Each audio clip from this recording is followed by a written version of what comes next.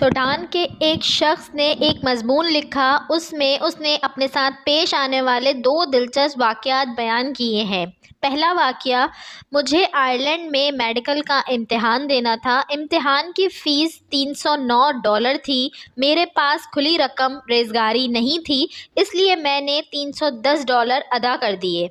अहम बात ये कि मैं इम्तिहान में बैठा, इम्तिहान भी दिया और कुछ वक्त गुजरने के बाद सूडान वापस आ गया।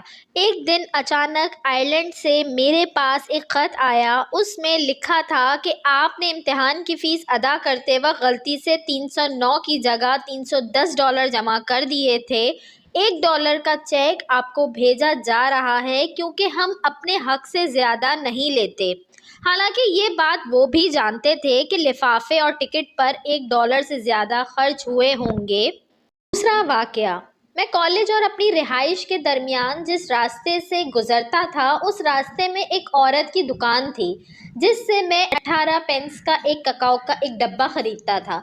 एक दिन देखा कि उसी ककाओ का एक डब्बा और रखा है जिस पर कीमत 20 पेंस लिखी हुई है। मुझे हैरत हुई और उससे पूछा कि क्या दोनों डब्बों की नौइयत, क्वालिटी में कुछ फ़र्क है क्या? उसने कहा कि नहीं, दोनों की क्वालिटी यकसां है। मैंने पूछा कि फिर कीमत का ये फ़र्क क्यों? उसने जवाब दिया कि नाइजीरिया, जहाँ से ये ककाओ हमारे मुल्क में आता है, उसके साथ कुछ मसाइल पैदा हो गए हैं जिसकी वजह से कीमत में उछाल आ गया है।